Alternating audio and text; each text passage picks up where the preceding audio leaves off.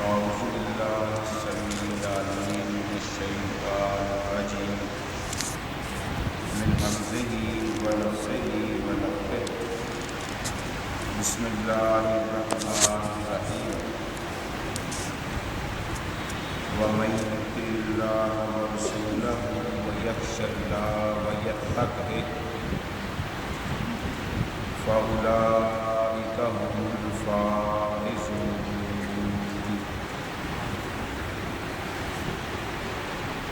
کامیابی حاصل کرنے والوں کی تین صفات کا اللہ رب العالمین نے اس مقام پر ذکر کیا ہے. فرمایا وَمَن يُطِعِ اللَّهَ وَرَسُولَهُ، جو اللہ اور اس کے رسول کی اطاعت کرتا ہے اور اللہ سے ڈرتا ہے اور تقوی اختیار کرتا ہے، بس وہی لوگ ہیں کامیاب ہونے والے.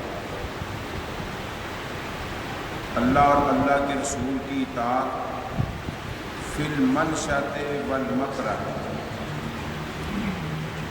انسان خوشی کے عالم میں بھی ان کی اطاعت کرے اور ناپسندیدگی کے عالم میں بھی ان کی اطاعت کرے. دل مانتا ہے کسی کام کو،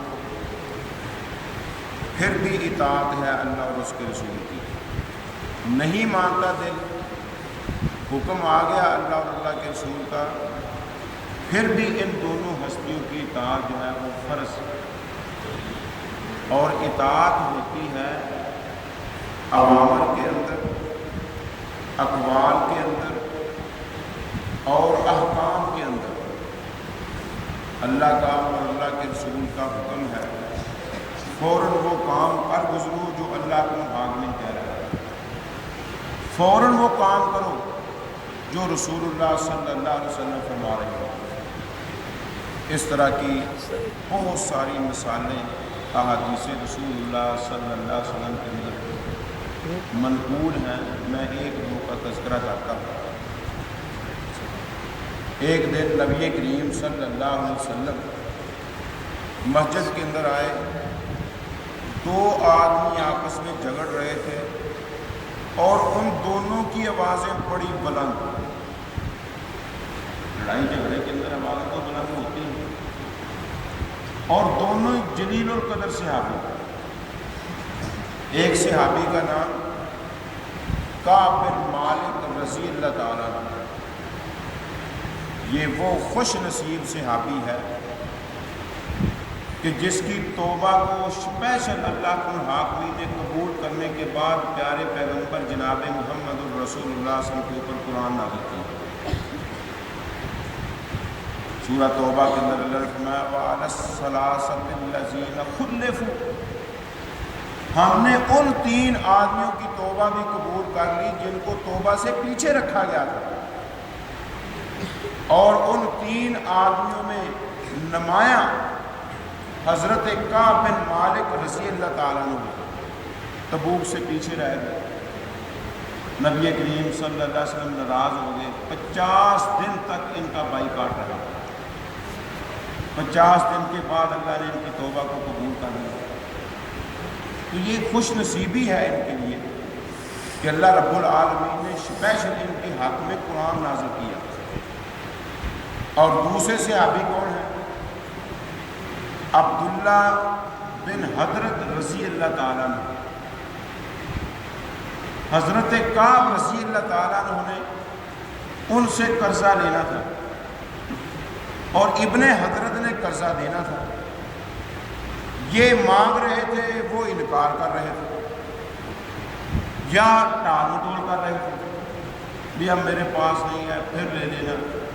وہ کہتے تھے یار وقت تو پہلے ہی بہت گزر چکا ہے، پھر تو ٹال مٹول کر رہا ہے، پھر لے جانا. یہ کون سی بات ہے؟ خیر آوازیں بلند ہوئی. نبی کریم صلی اللہ علیہ وسلم جب باہر تشریف لائے، آپ کو معاملے کا پتہ چلا. آپ نے حضرت کعب کی طرف اشارہ کیا، صحیح بخاری کے اندر موجود ہے. کعب کہتے ہیں لبیک یا رسول اللہ، اے اللہ کے رسول میں حاضر. آپ نے فرمایا زئی حاضر، اتنا معاف کر دے، یعنی الشطرہ، نبی کریم صلی اللہ علیہ وسلم نے فرمایا کہ جتنا تو نے قرضہ لینا ہے 1 لاکھ یا 2 لاکھ، اس کا آدھا جو ہے وہ معاف کر دے۔ اب کون ہے، پہلے اس نے رقم دی ہوئی ہے اور وقت بھی بہت زیادہ گزر چکا ہے، اور پھر جب لینے کی باری آئے آدھا معاف کر دے، ناپسند کرتا ہے انسان اس کو، یہ مکرہ ہے، انسان کو یہ چیز پسند نہیں، لیکن اللہ کے رسول نے کہہ دیا ہے، کہتے ہیں فعلت یا رسول اللہ صلی اللہ علیہ وسلم، آپ نے کہہ دیا میں نے کر دیا، میں آدھے کا مطالبہ کرتا ہوں، پورے کا مطالبہ نہیں۔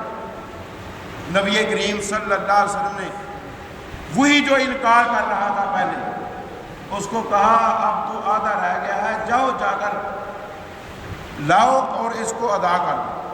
وہ فوراً بھاگا گیا، اس نے آدھا جو ہے وہ لا کر ادا کر دیا۔ تو یہ ہے وَمَن یُطِعِ اللَّهَ وَرَسُولَهُ، جو اللہ اور اللہ کے رسول کی اطاعت کرتا ہے، اللہ کے رسول کی اطاعت کے اندر کوئی اس کا نقصان نہیں ہوا، کیوں؟ اس نے بات مانی رسول اللہ صلی اللہ علیہ وسلم کی۔ اب اللہ حکم الحاکمین اس کی تھوڑی رقم کے اندر برکت اس قدر زیادہ ڈال دے گا کہ اس کے وہم و گمان میں بھی نہیں ہے، کیوں؟ کامیابی دنیا آخرت کی اگر مل سکتی ہے، ہو سکتی ہے، تو وہ صرف اللہ اور اللہ کے رسول کی اطاعت کے اندر ہے، دوسری چیز کے اندر کامیابی ہے ہی نہیں۔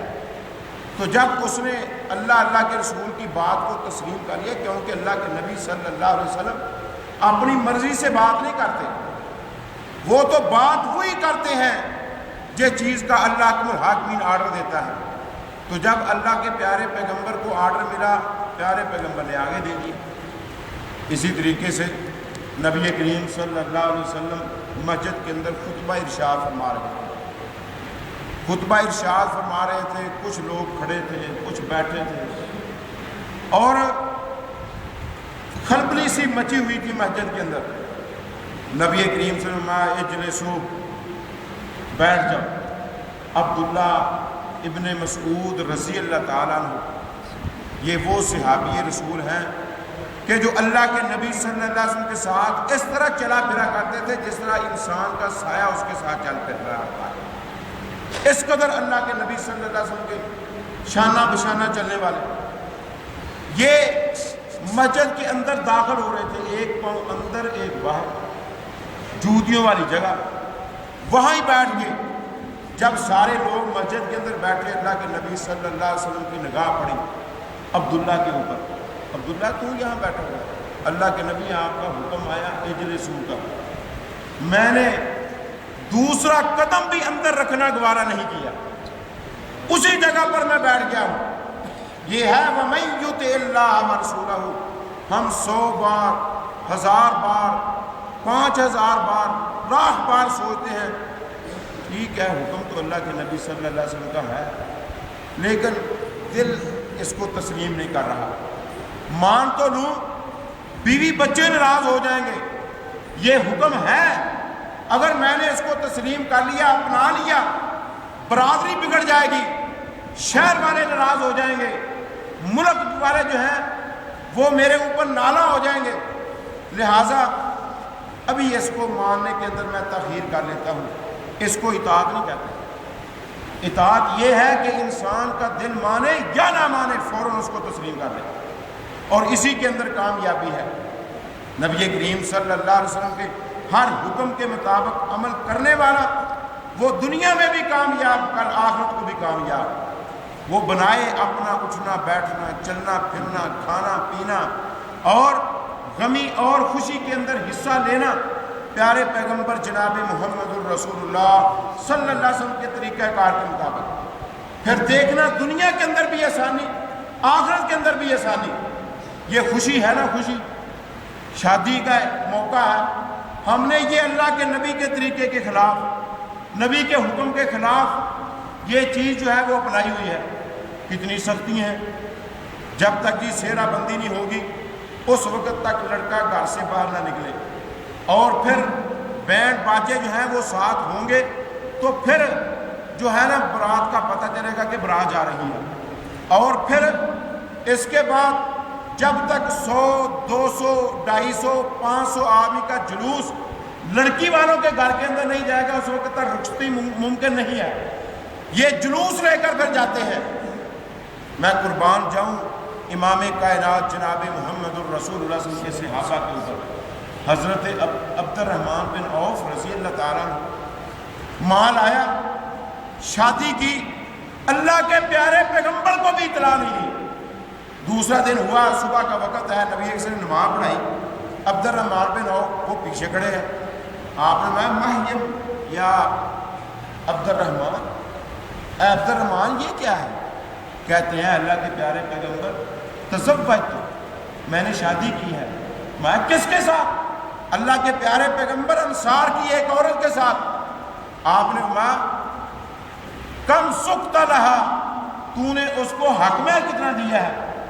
کہتے ہیں وزن نوات یا رسول اللہ صلی اللہ علیہ وسلم ذهب، میں نے گٹھلی کے برابر اس کو سونا دیا ہے۔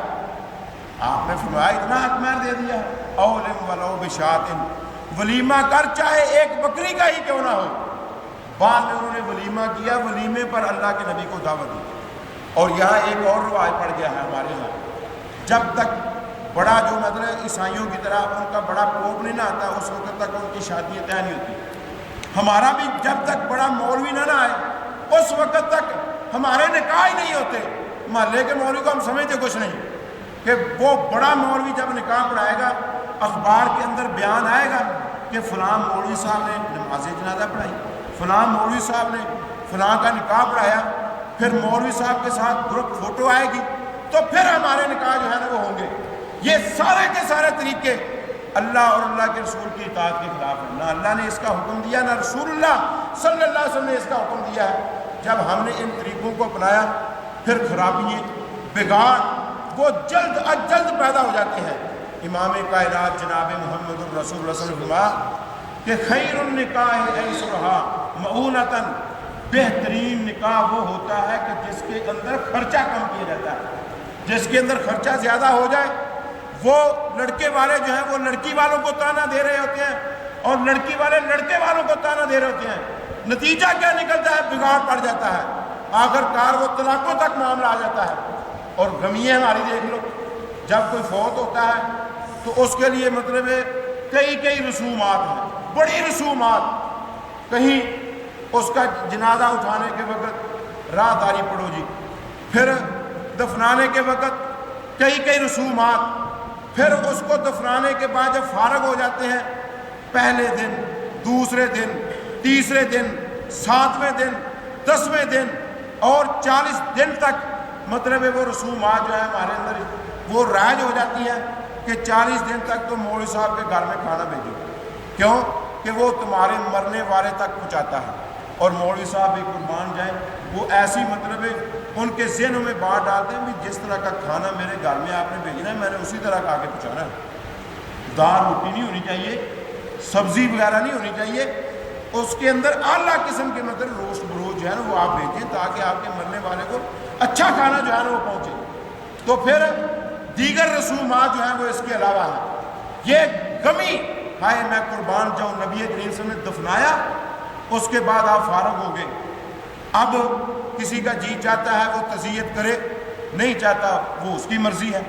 تو چلتے پھرتے کام کاج کے اندر مصروف ہوتے تھے صحابہ، ان کے مرنے والوں کی وہاں ہی ان کے ساتھ تعزیت کی جاتی تھی۔ یہ نہیں ہے کہ اب 10 دن جو ہے نا وہ پھوری ڈال کر بیٹھ گئے ہیں، اب جو نہیں آیا اس کے اوپر ناراضگی کا اظہار کیا جا رہا ہے، اور جو آیا ہے اگر اس نے مطلب ہے ہمارے طریقے کے مطابق وہ دعائیں نہیں مانگی اور وہاں بیٹھ کر 3-4 گھنٹے جو ہے وہ اس نے گپے نہیں لگائی، اس وقت تک اس کا افسوس مکمل نہیں ہوا۔ اب افسوس کے وقت کیا کرتے ہیں؟ وہ مطلب تعزیت نہیں کرتے، افسوس کرنے کے لیے آتے ہیں، بڑا دکھ ہوا جی، بڑا صدمہ ہوا جی، اللہ کے کرنے پر صدمہ کر رہا ہے، اللہ کے کرنے پر تو دکھ کر رہا۔ امام کائنات جناب محمد الرسول کا طریقہ کیا ہے تعزیت کرنے کا؟ امام کائنات آئے، آپ نے تعزیت کیسے کی؟ ان للہ ما اخذ وَلَهُ مَا آتَى وَكُلُّ شَيْءٍ عِندَهُ بِأَجَلٍ مُّسَمًّى۔ اللہ کے لیے جو اللہ لے گیا اس نے تھا اور ہر چیز کا اللہ نے ایک وقت مقرر کیا تھا، اپنے وقت مقرر پر یہ چلا گیا۔ اب افسوس کی چیز کا ہے، یہ جب کلمات کہے جائیں گے، یہ کلمات کہے جائیں گے، وہ مرنے والے کے دل کو تسلی ہوگی کہ اللہ کا مال تھا، اللہ لے گیا، ہمیں افسوس کرنے کی کیا ضرورت ہے۔ تو یہ ہے نبی کریم صلی اللہ علیہ وسلم کا طریقہ جو آسان ترین ہے، آپ کا حکم جو آسان ترین ہے، ہم نے اس کو بھی مشکل بنا لیا۔ اور اس کے علاوہ جو دیگر معاملات ہیں، تجارتوں کے معاملات، لین دین کے معاملات، دنیا کے اندر رہنے سہنے کے معاملات، گھریلو معاملات، وہ ہم نے اس سے زیادہ مشکل جو ہے نا وہ بنا لیے ہیں۔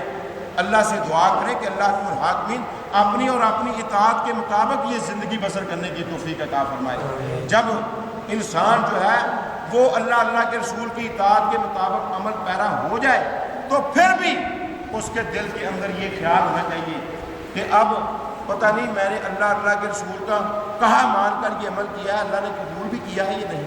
وَيَخْشَ اللَّهَ، پھر بھی اللہ سے ڈرے کہ اللہ میں نے یہ عمل کر لیا اپنی استطاعت کے مطابق، اپنی طاقت کے مطابق، اپنی ہمت اور قوت کے مطابق، اللہ اس کو میری طرف سے قبول کر۔ ابراہیم علیہ السلام کتنا عظیم کام کیا ہے، کتنا عظیم کام کیا کہ اللہ کے الحاکمین کا جو سب سے بہترین گھر ہے بیت اللہ وہ تعمیر کیا۔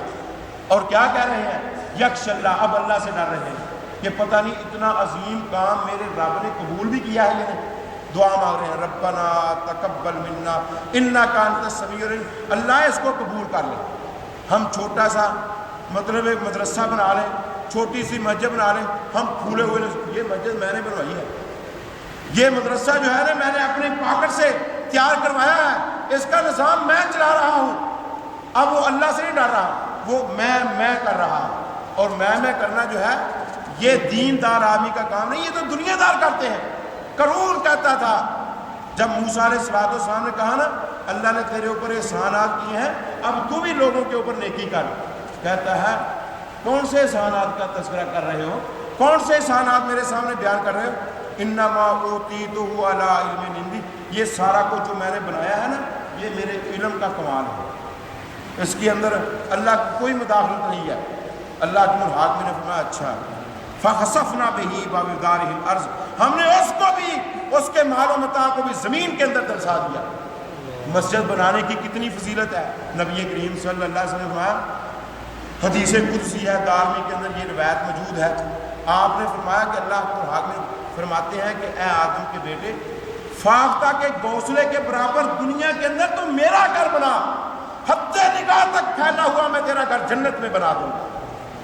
اب اتنا عجب، اور پھر وہ مرکز کوئی بنائے، وہ بیت اللہ کی تعمیر کرے جو ساری دنیا کا محور بننے والا ہے۔ اتنا بڑا گھر بنانے کے بعد کیا کہہ رہے ہیں ربنا تقبل منا انک انت السمیع العلیم، یہ ہے وَيَخْشَ اللَّهَ، وہ اللہ سے ڈرے، عمل کرنے کے بعد کہے کہ اللہ اس کو اپنی بارگاہ میں قبول کر، وَيَتَّقْهِ، اور آخرت کی فکر اس کے ذہن میں لاحق ہو جائے۔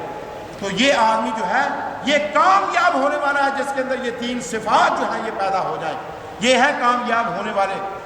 ایک آدمی بیمار ہوا، نبی کریم صلی اللہ علیہ وسلم اس کی تیمارداری کرنے کے لیے، بیمار پرسی کرنے کے لیے آئے، آپ نے کہا کئی فتح دے ہوتا، او میرے صحابی اپنے آپ کو کیسے محسوس کر رہا ہے؟ کہتا ہے اللہ کے پیارے پیغمبر اپنے اعمال سے ڈر رہا ہوں، آخرت سے ڈر رہا ہوں، اور اللہ کی رحمتوں کی امیدیں جو ہیں وہ میرے ذہن میں ہیں، یہ بھی ہے کہ کہیں اللہ جہنم کے اندر نہ پھینک دے، یہ بھی امید ہے کہ اللہ مجھے جنت عطا کرے گا۔ امام کائنات نے فرمایا جس آدمی کے دل کے اندر اس وقت جب وہ فوت ہو رہا ہے یہ دونوں خیالات پیدا ہو جائیں فلاح الجنہ، اس کے لیے جنت ہے، وَيَتَّقْهِ، اور وہ تقوی اختیار کرے، یعنی آخرت کی فکر اس کے اندر لاحق ہو جائے، فَأُولَٰئِكَ هُمُ الْفَائِزُونَ، یہ وہ لوگ ہیں جو کامیاب ہونے والے ہیں۔ اللہ سے دعا کریں کہ اللہ یہ تین صفات کا ہمیں بھی مالک بنائے، اللہ اپنی اور اپنے رسول کی اطاعت اور اپنی خشیت اور آخرت کا فکر اور آخرت کا تقوی ہمارے دلوں کے اندر بٹھائے، تاکہ اللہ رب الحاکمین ہم کو بھی کامیاب لوگوں کی صف کے اندر شامل فرمائے اور صحیح معنوں میں کتاب و سنت سمجھ کر اس کے مطابق عمل پیرا ہونے کی توفیق عطا فرمائے۔ اقول قولی ھذا سبحانک اللہم و بحمدک اشہد ان لا الہ الا انت استغفرک و اتوب الیک۔